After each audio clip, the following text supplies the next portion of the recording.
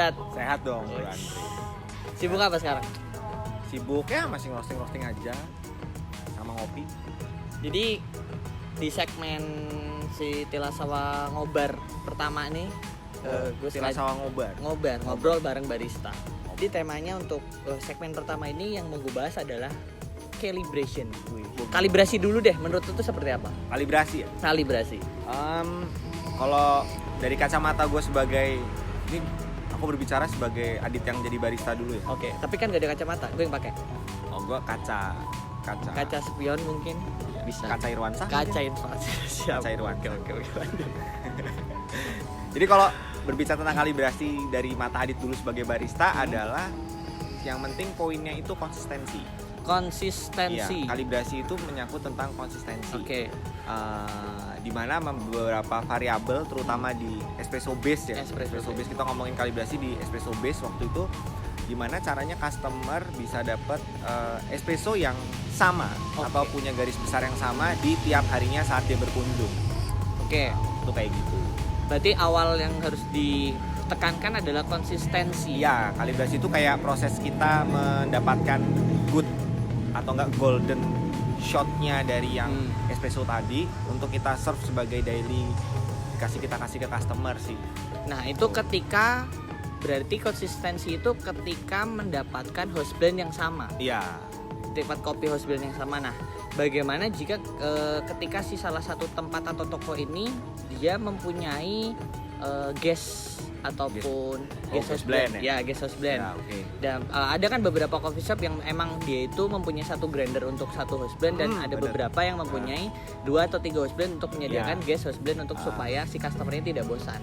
Nah cara-caranya seperti apa sih, ataupun dulu waktu ketika lu ngebar dan menemukan masalah seperti itu tuh seperti apa cara menangani? Kalau waktu itu jadi barista, jadi kendalanya seperti ini sebenarnya. Kalau kita ngomongin konsistensi, berarti kita harus tahu tentang materi konsistensi yang mau kita sajikan. Oke. Berarti kan kalau kita bedah dari espresso, kita harus tahu ngomongin blend ya. Oke. Kalau kita ngomongin blend, kita harus tahu origin yang dipakai itu gimana, asalnya dari mana. Itu ngomongin tentang coffee belt berarti kan. Oke. Ini dari geografis Indonesia, kopinya campurannya apa, terus rasanya seperti apa, itu yang pertama. Yang kedua, kita harus tahu tentang awareness akan penyimpanan si kopinya juga, Andre. Oke. Jadi itu mempengaruhi juga dari penyimpanan secara bentuk suhunya, ataukah ditaruh memang sesuai standar, karena kan kopi memang sensitif banget. Oke, suhunya suhu ambien atau enggak suhu temperatur ruang, cuman di sekitarnya ada kitchen atau enggak di belakangnya ada G-strap untuk pembuangan, itu juga bisa ngaruh. Terus yang terakhir paling tentang pemahaman tentang resting dari si kopi tersebut. Pemahaman tentang resting dari jadi si memang kopi. Kenapa kita harus kalibrasi, karena kita bakal menemukan jenis banyak rasa yang memang itu intinya di satu benchmark notes-nya memang itu sebenarnya. Cuman makin hari kan kopi makin berkembang dan berkurang juga rasanya. Nah, kita harus sebagai barista waktu itu aku harus jeli nih. Jadi kayak kopinya misalkan Jawa Barat, dia fully acid, prosesnya wash, dia fully acid, terus sweetnya low to medium, bodinya medium, dan itu aku dapat di hari ke-7 dari si purchasing nganterin kopinya. Begitu mulai hari ke-12, ke-13, minggu kedua itu udah mulai turun. Nah, beberapa jenis origin memiliki karakter dan sensitivitas masing-masing waktu saat ditemukan di blend. Nah, kalau kita sebagai barista nggak aware di bab itu, ya menurutku gimana ya? Kalau kita ngomongin kalibrasi saat kita bekerja di coffee shop, itu memang kayak kita memperkenalkan ini loh senjata gue di coffee shop gue itu. Ini loh produk yang menurutku yang memang ini terbaik karena blendnya memang superior banget nih. Kita kayak lo kesini bakal balik lagi karena memang lo pengen nyobain kopi gue gitu. Berarti salah satu faktor utamanya adalah dari si baristanya dulu ini dia harus tahu produk knowledge yang akan dia bikin ya. Iya. Oke, produk knowledge dulu. Oke, yang kedua masa resting dari si kopi ini. Berarti itu tugasnya si purchasing. Kalau purchasing kan cuma ngorder. Kalau masa resting kan memang kita yang on the floor sebagai barista harus nge-track nih. Jadi kayak hari keberapa sih kita bakal ketemu golden time yang enak, turunnya seberapa sih, itu ada catatannya kan seperti itu. Berarti dari si baristanya sendiri ini dia itu emang harus menanyakan ataupun punya komunikasi langsung dengan si roasternya. Kalau bisa memang komunikasi yang bagus sama si roaster. Jadi ada impact dari si coffee shop lewat barista untuk merepresentasikan karyanya dari si roaster. Si roaster pun bisa menunjukkan kelasnya untuk menyajikan satu signature blend di coffee shop yang dibeli sama tuh kopi yang dibeli sama tuh coffee shop itu. Oke, siap. Itu kan tadi tentang pembahasan komunikasi langsung dari si barista ke roaster. Ya. Nah, ada beberapa faktor lagi itu kayak misalkan gini. Kan di setiap coffee shop itu mempunyai mesin kopi, grinder yang berbeda-beda. Nah, Ambil contohnya gini, ada beberapa barista yang emang junior dan senior. Nah, menurut lu sendiri faktor-faktor apa aja sih yang mempengaruhi kalibrasi itu supaya ideal lah, ataupun yang membeda-bedakan dari coffee shop ini ataupun dari house blend ini untuk mencapai apa ya, kayak mendapatkan goldennya si cup itu. oh jadi faktornya apa aja sih yang itu? Faktornya apa aja? Jadi sebenarnya kalibrasi itu kalau di kopi di mesin espresso ya, terutama ya sebagai barista mau tuh junior, senior dan apa, ada step-stepnya kan untuk pengenalan tentang kalibrasi produk. Berarti kan memang sebelum kita ngomongin produk kopi, sebelum ketemu espresso shot jadi satu gelas shot, kita harus tahu tentang mesinnya jenisnya apa. Oke. Jenis grinder apa. Standar mesinnya untuk mengekstraksi kopi suhunya berapa. Sesuai standar atau enggak. Grindernya kita lihat grindernya apa, jenis burnya apa. Nah, Taruh nih, burnya Burhan apa burnya bur tadi pagi yang lo beliin buat gua, bubur Jakarta. Bubur Bang Andri. Siap, by Gojek. Itu terus setelah kita kalibrasi dan memang kita tahu memang jenis tools yang kita pakai untuk mendompleng si kopi agar ketemu good shot, baru kita implementasi ke Brewlogic ke gimana bikin resep si espresso. Oke, berarti Brewlogic juga sangat amat berpengaruh. Iya, kan ada beberapa faktor juga kalau kita bedah untuk bikin satu good shot espresso. Nah, kalau bagi aku sendiri Andre ya, kalau bagi aku ada faktor teoritis, ada faktor yang memang bisa kita lihat secara visual. Oke. Faktor visual di situ bisa aku simpulin kayak sebagai barista, gue harus tahu namanya espresso dulu tuh. Layeringnya. Oh, berarti espresso punya crema, body sama herb. Oke. Jadi as a visual, kalau good shot ada crema, body, herb di situ. Bisa dijelasin nggak apa aja tuh crema, body, herb? Kalau crema itu yang biasanya kita temuin ya, itu kalau di espresso dia yang warnanya kayak emas gitu. Oke. Itu isunya insoluble gas. Oke, insoluble gas. Gases tulisannya insoluble gas yang memang itu mereduce itu untuk menghasilkan aroma.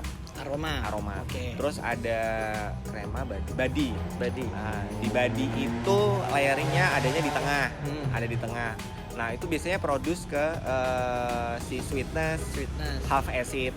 Oke. Nah, kalau yang di herb itu biasanya fully untuk intensity of flavor di situ. Berarti semuanya itu ada di herb.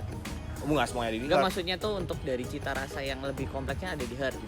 Untuk mendompleng segala jenis atributnya, semuanya ada part masing-masing, cuman untuk quantity dan quality-nya itu masing-masingnya punya part tertentu untuk mendompleng satu rasa ke good shot itu. Oke.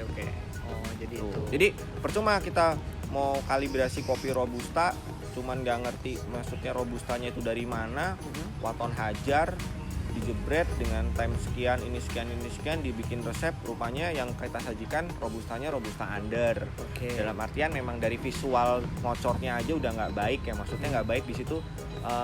Kok nggak kayak biasanya kayak kita bikin espresso yang memang golden shot atau nggak good shotnya seperti apa, kayak gitu sih.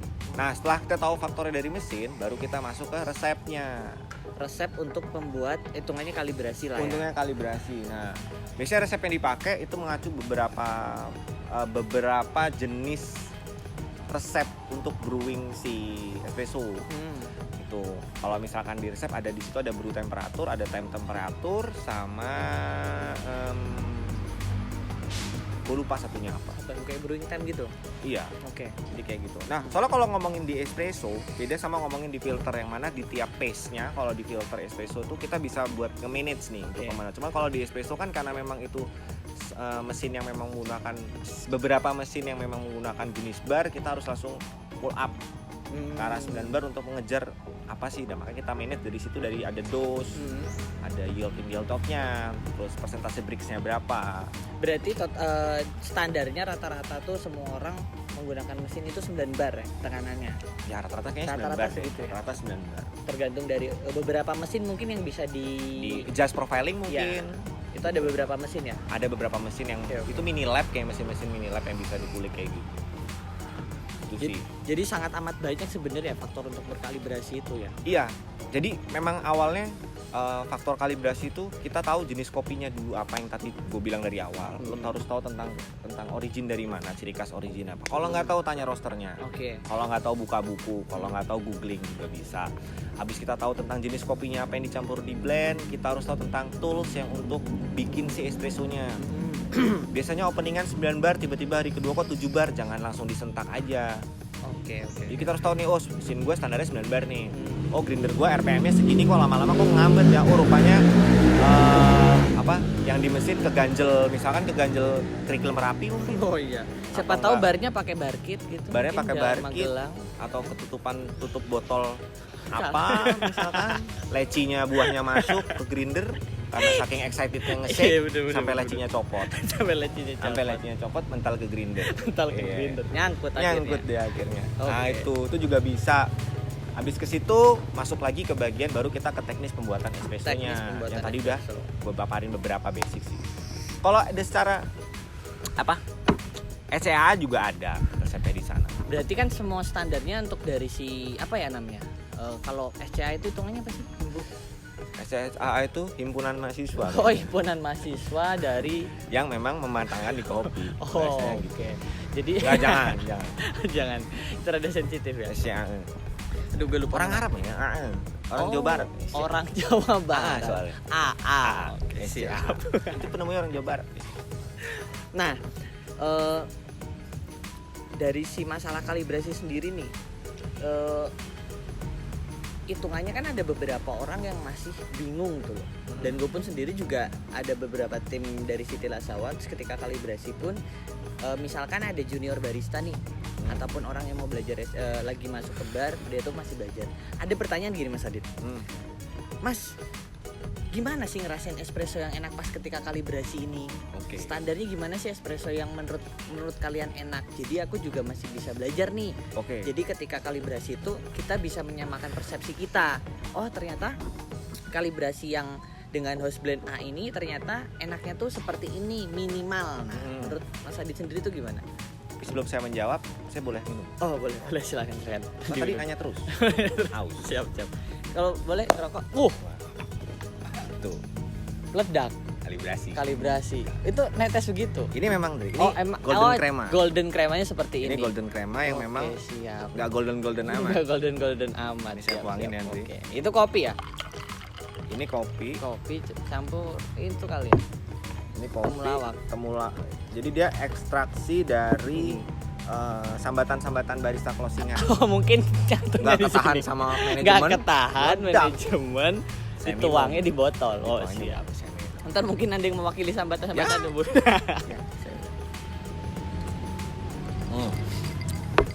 Enak. Lumayan lah ya. Rasanya overtime nggak dibayar. Overtime nggak bayar. Oke. Terus Tapi ada lembur yang nggak ditulis tapi ditulis. Mungkin jam masuk sama hari-hari raya yang harusnya libur disuruh masuk gak dikasih. Nggak dikasih. Bonus Ya, mungkin ya. Boleh kalian join nanti. Boleh.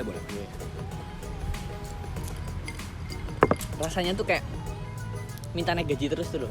Minta naik gaji terus loh. Tapi kerjaan belum benar. Lanjut. Oke. Tadi gimana pertanyaannya? Pertanyaan tuh banyak pertanyaan sih sebenarnya, kayak misalkan ada junior barista ataupun kayak orang-orang baru yang emang dia itu masih bingung. Masih ke bar tuh masih bingung. Ketika kalian udah kalibrasi belum? Bingung Mas.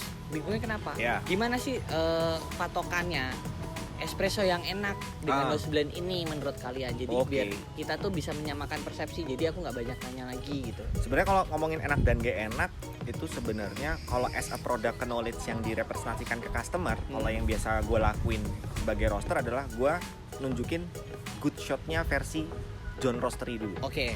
Ini loh, friend, good shotnya itu rasanya ada kering tempe, telur, Oke. ada hint of kecambah mungkin, Bacem sama aromanya mungkin ada kemangi, slightly bitter sama rempah Asia pilar Tenggara. mungkin tambahannya ya. Ya, bodinya tebel kayak caterpillar. Pilar. Nah, Oke, siap. setelah mengenalkan beberapa notes ini, biasanya kita harus mengkalibrasi di mana harus menunjukkan ke si pengguna atau nggak user sebagai pelanggan John kayak baristanya untuk besok kalau kalibrasi benchmarknya rasanya seperti ini. Oh, berarti dikasih tahu dulu. Kita kasih tahu dulu. Berarti lu sebagai roaster yang menyediakan bahan baku untuk klien lu, Ya. lu datang, lu menyertakan diri lu itu membantu mereka untuk kalibrasi. Untuk ketemu di good shotnya. Good shotnya. Jadi gitu. Oke. Jadi minim dari debat di internal di bar, minim dari buang-buang bahan dari si jumlah kuantiti 1 kilo dari kopi. Oke. Plus kita lebih implementasinya after salesnya lebih bagus juga. Lebih bagus. Itu oke. sih yang dicari sebenarnya. Nah terus nanti kalau sudah kita mengenalkan ke baristanya tentang ini loh golden good shotnya itu seperti ini. Kalau di Oke. black kayak gini, di white kayak gini, kalau di ristretto kayak gini, kalau di americano dan TTB-nya kayak gini bakal rasanya. Nah setelah itu baru kita menyamakan pakem. Pakem jakal. Menyamakan pakem road bike rem. Rem pakem. Rem pakem. Oh, siap. Rem pakem. Kira pakem jakal. Bukan. Oh, kejauhan. Pakem tuh yang suka mainin cewek. Pakem. Pakem yang suka mainin cewek. Pak boy. Oh, coba Oh, tuh. jauh. Pakem itu yang lebih dewasa. Oh, kok Pak men. gue minum lagi. Oke. Lebih pakem. Pakem. Oke. Jadi biar tahu pakemnya. Kasarannya kayak tahu apa sih yang harus di highlight dari kopi ini. Yang tadi gue bilang dari awal nggak mesti sama, tapi seenggaknya ada beberapa notes yang ke highlight di kopi itu. Itu loh. Setelah biasanya kalau misalkan gue sharing ke teman-teman barista yang pakai kopinya John misalkan gitu, yang penting ketemunya overall notes-nya aja. Kalau nggak bisa nyebutin di atribut notes-nya. Oke. Overall itu misalkan sweetnya medium to high, Oke. acidnya low to medium, bitternya low to medium, bodinya medium to high, bold misalkan. Oke. Kayak gitu. Nah, kalau udah ketemu kayak gitu, baru kita adjust barista untuk ya udah berani serving aja. Nah, kadang di berjalannya kita memperkenalkan kalibrasi yang enak ke barista, kadang dia nggak aware nih. Good shotnya hari Senin dia lupa, jadi good shotnya hari Rabu dia waton aja menyamakan persepsi resep. Oke, berarti itu juga termasuk harus menjaga konsistensi yang menjaga tadi awal lu konsisten bilang. tadi, kan? iya. Oke. Mosok pecel lele A hari Oke. Senin gorengnya garing banget. Yang hari Rabu datang lagi karena gue rekomendasi nih pecel lele A enak nih, garing banget. Hari Rabu datang lagi ke sana rupanya agak benyek. Agak benyek. Bumbu kunyitnya masih nyangkut di sini. Masih. Berarti kan ini kan tentang konsistensi. Konsisten. Berarti jadi unpromise ketika orang Benar. pertama nyobain enak, Iya. 2 hari selanjutnya rekomendasiin ke temennya sampai akhirnya Iya, kan kecewa. ada beberapa customer yang balik lagi ke coffee shop memang karena memang itu kopinya konsisten. Oke, Kopinya konsisten ya. karena kopinya konsisten. Kopinya konsisten. Ada beberapa yang tidak balik lagi karena kopinya tidak konsisten di semua produk kopi. Di Mau semua itu kopi produk susu, mau itu apapun itu jenisnya. Nah, memang agak susah di situ. Makanya gue bilang tadi peran komunikasi antara yang handle bar dan roastery memang sangat penting, Dre, untuk ya sama-sama kalibrasi untuk ya produknya serve the best lah buat customer. Berarti di balik itu semua pun kedisiplinan dari pribadi orang barista ini pun juga harus dituntut dong. Iya. Kalau seumpama mereka nggak kedisiplin, misalkan moodnya lagi jelek, wah waton kalibrasi aja yang seharusnya dia tuh bisa dan bisa menjaga konsistensi, karena kedisiplinan dan nggak bisa ngatur emosinya ketika ngebar itu juga berpengaruh juga kan. Berpengaruh banget. Karena kalau kita ngomongin tentang karena kalau passionate kalau nggak digiring dengan bagus tuh bisa larinya ambisius. Oke, ambisius. Jadi passionate yang lo passion di kopi, cuman terlalu ambisius di kopi dengan basic passionate dan itu lari outputnya ke ambisius, jadinya kayak terlalu wanna be something.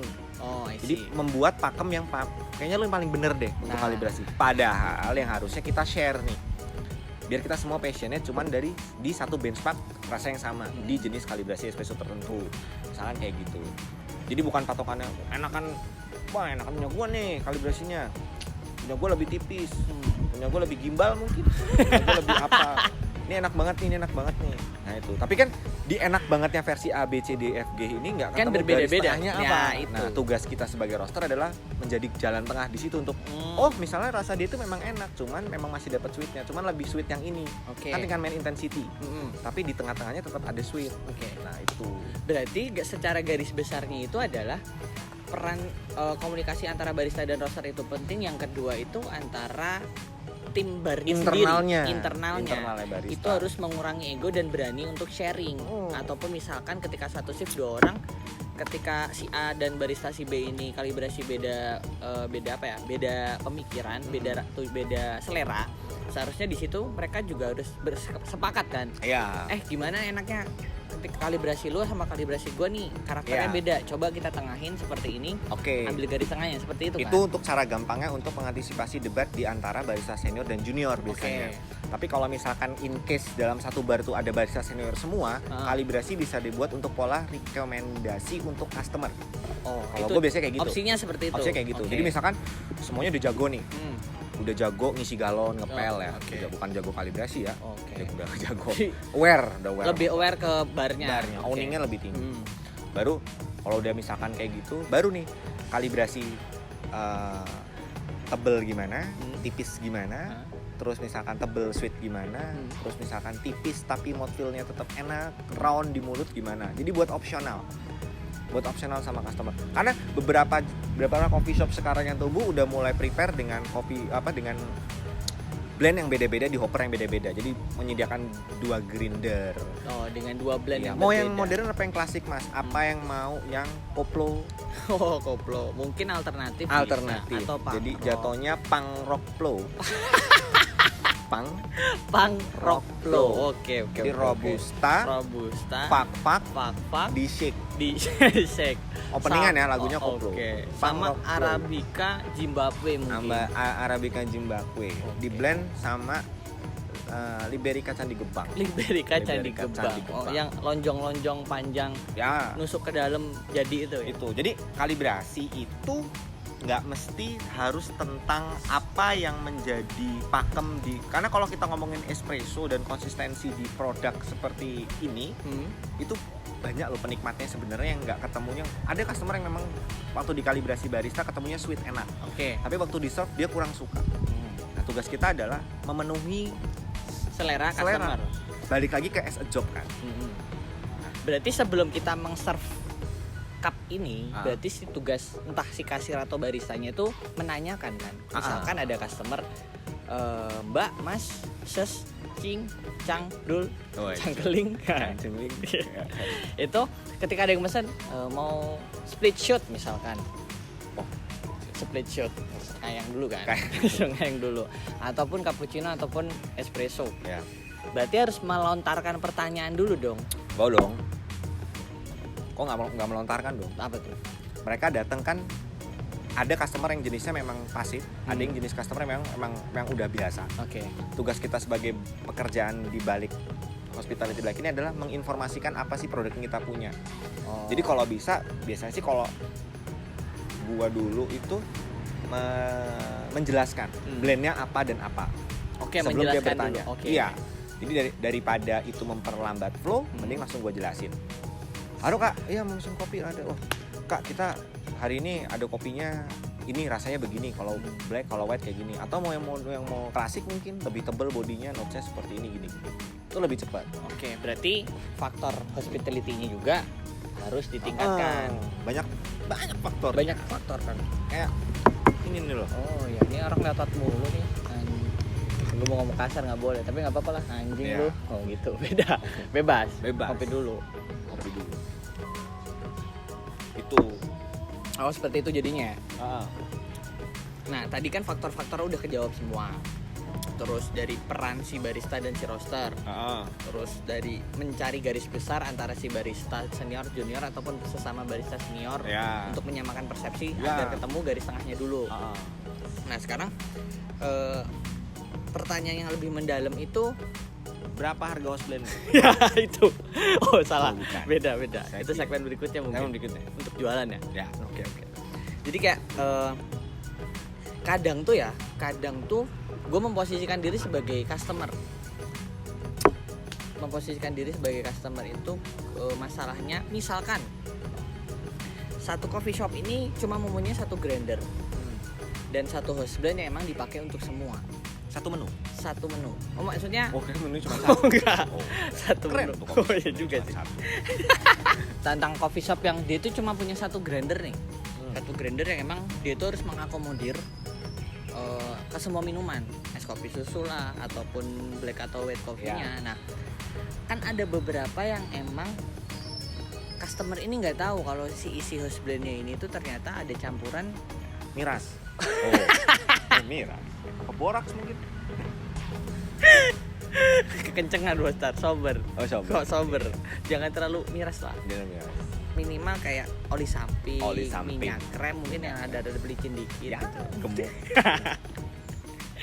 Dia cuma punya satu grinder yang emang mengakomodir semua menu. Nah, kan ada beberapa pertanyaan ke barista, teman-teman barista deh kayak, kok espressonya kurang cocok ya? Kenapa ini? Soalnya kalau gua kalibrasi pun mentoknya segini karena house blend-nya seperti ini gitu kan. Nah, dari menurut lu sendiri deh, ada nggak cara-cara untuk meminimalisir supaya satu house blend ini ketika si baristanya kalibrasi ini bisa dipakai untuk semua? Secara garis besar itu minimal seumpama house blend itu ada campuran robustanya yang terlalu banyak. Nah, supaya gimana caranya kalibrasi ini biar bisa dinikmatin ke semua orang dengan cara seperti apa? Oh. Jadi biar dengan satu blend, blender satu bisa dinikmati semua orang apa? Ya, Step pertama itu sebenarnya ucapkan bismillah dulu. bismillah dulu. Ya, Oke. jadi ya enggak, lu biasa kan dia. Ya, bismillah. Bismillah. Enak. Oke. Aduh, Bismillah ya sensitif. Allah, enggak mati lampu toko gua. Iya enggak sih? Iya bener-bener. Mati lampu giling Kadang pakai orang apa? lupa. Oh, iya Terlalu juga. pentingkan itu passionnya Tidak dijamin memikirkan siapa yang menciptakan alat itu. Ngobrol 19 itu artinya. Ya lu tau lah artinya apa. Tahu gua. Nah, itu maksud gua. Oke. Nah, kalau gua dengan case kayak gitu tadi banyak ditemuin Dre. Biar bisa yang skala coffee shop yang memang baru buka dengan coffee shop mini dengan satu grinder, satu bahan bahan baku buat diudah semua. Nah, tugas kita sebagai yang kita bekerja di belakang bar dengan tools yang memang memaksimalkan tools yang Ada seperti itu tadi, di rearrange resepnya biasanya. Resepnya. Oke. Jadi kalau misalkan dengan jenis brand Robusta Arabica 60 Robusta 40 Arabica misalkan, itu kan memang bodinya nggak terlalu tinggi. Iya. Bodinya nggak terlalu tebel. Terus bisa intense balance. At least waktu dibikin cappuccino masih keluar hot cappuccino masih keluar coklatnya. Nggak terlalu robusta banget bold rasanya, banget bold banget dan sebagainya.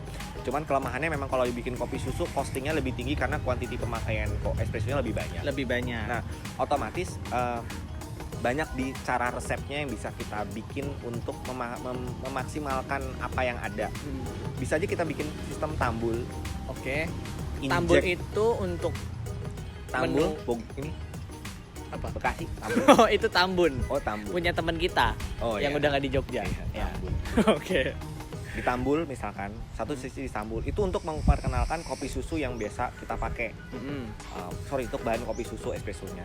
Atau bisa kita injek dengan air. Jadi at least itu espresso shotnya kita tambul lalu kita injek lagi dengan air untuk menghemat dari pemakaian grinder, pemakaian listrik juga. Atau kita menggeneralisasikan hasil dari resep kita ini untuk customernya seperti apa sih? Gitu loh. Berarti hitungannya gini ya. Untuk mengakomodirnya, pertama ketika emang openingan itu si barista ini prepare dulu sebelum kalibrasi, prepare untuk tambul espresso, untuk menu es kopi susu dan lain-lainnya. Emang menunya itu es menggunakan base espresso. Yang kedua, ketika emang semua tambul udah selesai, barulah si barista ini kalibrasi mencari good shotnya untuk di serve ke customer. Itu salah satu emang cara-cara supaya gimana caranya punya satu grinder tapi si blendnya ini bisa dipakai buat semua gitu. Dan jurus paling ampuh terakhir adalah jika banyak customer yang request karena tidak sesuai, ya berkomunikasilah ke roster. Oh, berkomunikasi sama roster. Karena komunikasi kunci utama, Andre. Oke, siap. Dalam sebuah hubungan antara bisnis dan B2B, bisnis ke bisnis, customer ke. Soalnya kalau komunikasinya nggak dijaga, takutnya miss ya. Takutnya dijagain orang. Oh, saya minum ya Mas Andre. Takutnya dijagain orang ya. Sering terjadi. Kalau barista jago gini, Oh, harus dipuring juga. naikin HPP. Naikin HPP Naikin dulu baru HPP. tuh, naikin HPP. Slow bar. Anjing. Oh, seperti itulah ya Iya. caranya. Jadi misalkan kita nih, at least gue coffee shopnya di Aceh, Oke, jauh di sana. jauh banget. Tapi pakai kopi dari Lombok, roastery Lombok misalkan, atau Hmm. roastery di mana kayak Hmm. gitu, jauh. Nah, kalau misalkan kita memaksimalkan kopi yang biasa kita request berdasarkan memang request reguler doang,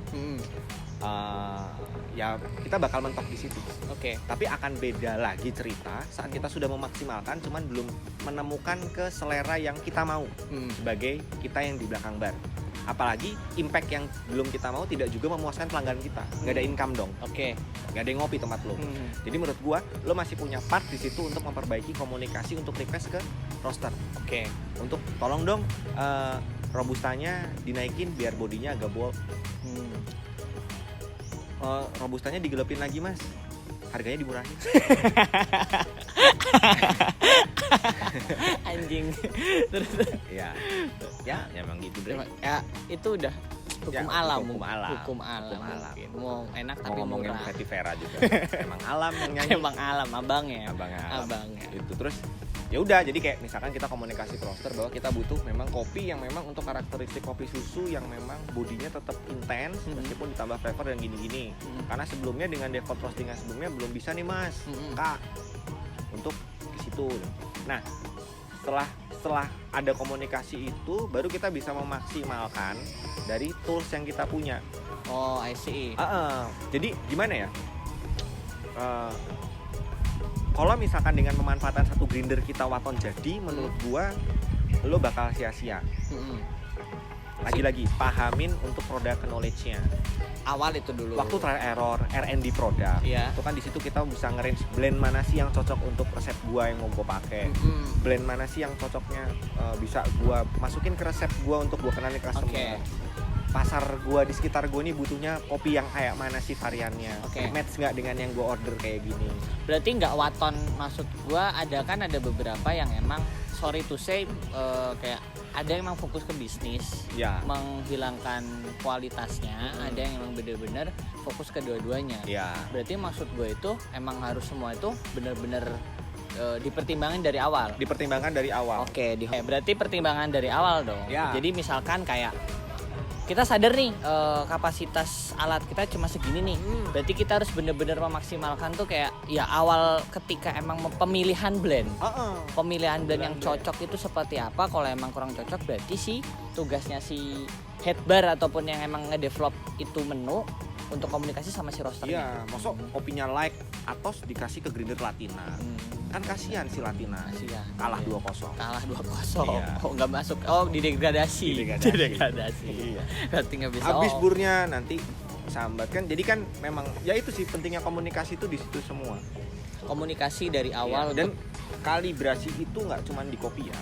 Jadi tukang pecel, bumbu pecelnya juga dikalibrasi biar konsisten. semua berarti. Iya dong. Orang ke sambal SS karena SS-nya sambelnya memang konsisten, rasanya kayak gitu terus. Makanya banyak orang yang emang jadi loyal customer seperti itu. Itu kan karena kuncinya di kalibrasi sambelnya yang konsisten. Seenggaknya ganti minyak pun masih ada yang tersampaikan dari rasa sambelnya apa gitu. Walaupun beda-beda tipis lah ya. Meskipun yang ngulek bukan Inul. Oh, siap. Bisa Fetty Vera, Fetty Via Vera, Valen, Dewi Sena Vera. Sanita, dan Uli Farantika, mungkin Uci Farantika. Itu Mas Andre. Oke. Oke, berarti semua udah kejawab ya. Walaupun nggak semua sih. Maksud gue secara universal ada beberapa pertanyaan-pertanyaan yang emang Tapi nggak semua butuh jawaban ya. nggak semua butuh jawaban dan nggak seburu-buru itu kan. Dan bukan berarti diam lo bisa menyimpulkan, Dre. Oh ya. Iya nggak sih? Iya.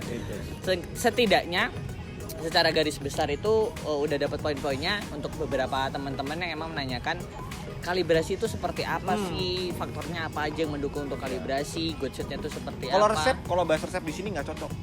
Mending langsung ke bar aja nanti. Mending langsung ke bar. Ke bar atau ke Kalau misalkan ini ke nunjuk nih dari tangan gue. Ini Dua tangan gua nih. nggak lihat tuh. Dua nih. Itu tebar. Oh, tetap bar. Tangannya ketebak. Oh, tetap kebar. Sana, soalnya. Mungkin setelah obrolan kita ini langsung coba Mas Adit kasihlah beberapa resep emang untuk kasih tahu ke teman-teman kalibrasi itu seperti apa, walaupun emang mungkin pemikiran beberapa teman-teman kan beda nih untuk tentang kalibrasi itu seperti apa. Ada yang pakai scale 2 gelas, ada yang pakai satu scale 2 gelasnya dipisah, ada yang pakai gelas tapi nggak pakai scale, Ada yang mau pakai gelas nggak pakai scale. ada yang kalibrasi, ada yang pakai gelas tapi nggak ada mesinnya. Lah, wah gimana itu? Itu kali waru. Kali waru. Itu kali waru. Ngeri. Mungkin seperti itu ya Mas Adit ya. Ya. Satu lagi deh, saran dan pesan untuk beberapa teman-teman barista yang emang dia itu lagi giat-giatnya belajar tentang kalibrasi ataupun tentang sejenisnya itulah. Sarannya yang pertama matengin tentang produk knowledge kopinya. Produk knowledge kopi satu. Kedua disiplin. Karena kunci konsistensi adalah disiplin. Kedisiplinan. Ya. Oke. Ya kalau sikat gigi ya sikatan. Oh, itu sebagian dari faktor kalibrasi sih. Sikat Jadi gigi. jangan malam habis mabuk. Paginya hajar espresso. ada mulutnya Rasanya masih bau jurang. Bau jurang. Bau jurang. Jurang. Dalam banget tuh. Dalam banget. Dalam banget. Terus rajin-rajin untuk membaca tentang apakah itu espresso. Oke. Sebenarnya nggak usah rajin baca ya, maksudnya lebih mengenali teknis secara visual espresso itu apa. Terus banyak-banyak sharing ke beberapa teman-teman yang memang nggak mesti berpengalaman juga enggak, karena yang nggak berpengalaman pun kita bisa untuk jadi bahan untuk enak nggak sih kalibrasi bertukar pikiran lah ya. Bertukar pikiran.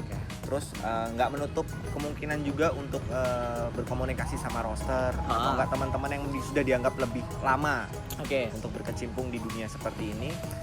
Sama yang terakhir paling restu orang tua ya. Restu orang tua. Percuma itu kita paling kalibrasi, benar bekerja sih. jadi barista jago tidak direstui oleh Tidak orang tua. direstui jadi orang tua. Anda durhaka. Anda durhaka. Anda anaknya siapa gitu. Siapa? Oh iya. Mau latte-arte gambarnya Tugu Jogja, menara gede itu banget dong. ditambah menara-menara yang lain. Kalau tidak direstui, Anda anak siapa? Restu orang tua Restu. dulu. Oke, siap. Berarti ya secara garis besar udah oke sih. Sama mungkin ini kali ya.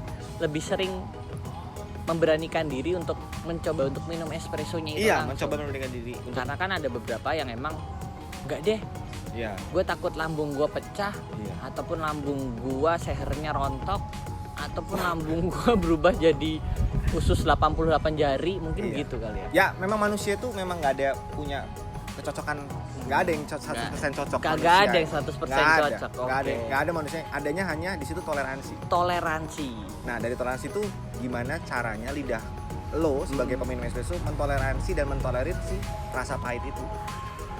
Itu yang pertama. Yang kedua, balik ke tanggung jawab secara profesi sebagai barista. Oke. Tanggung jawab itu yang paling penting. Iya dong. Tanggung jawab barista ya memang bikin si kopi ya, bahan-bahannya kopi dasar ya memang espresso. Oke. Jadi nggak mungkin kan nggak kita cicipin.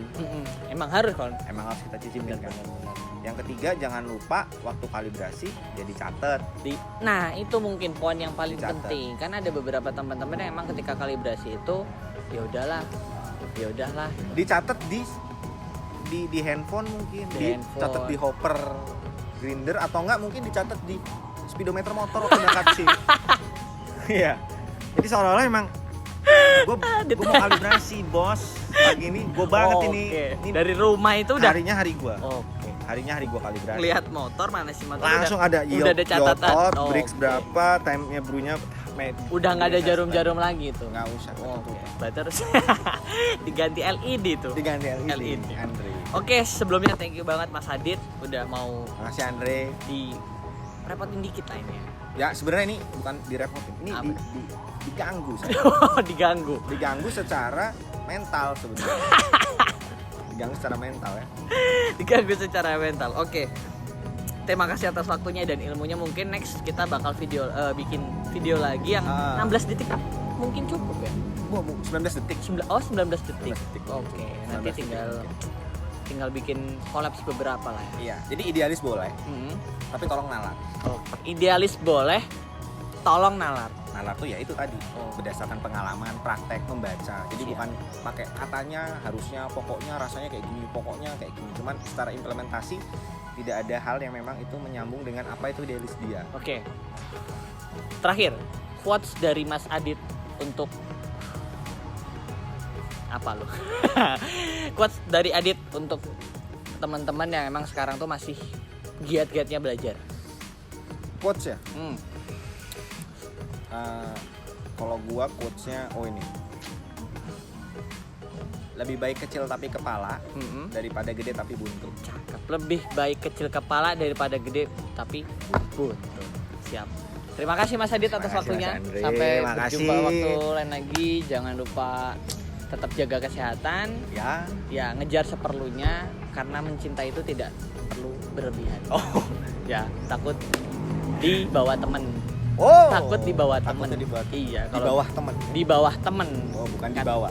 Di bawah temen takutnya gitu. Oke? Terima kasih. Sekian dan terima kasih. Sampai ketemu lagi di lain waktu. Sehat-sehat.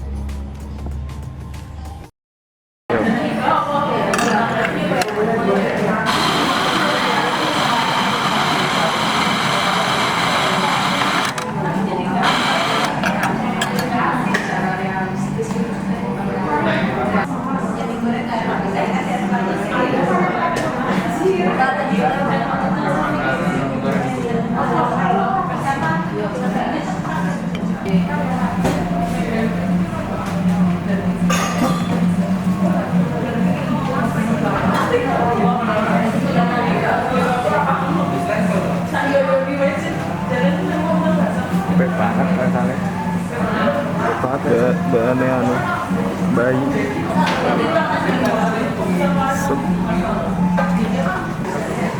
Gelasnya ini drink. Ayo.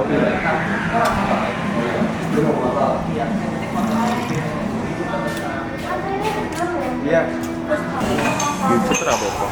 Santai.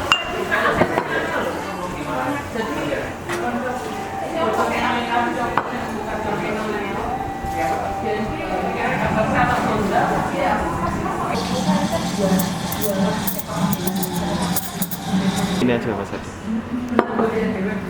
Oke.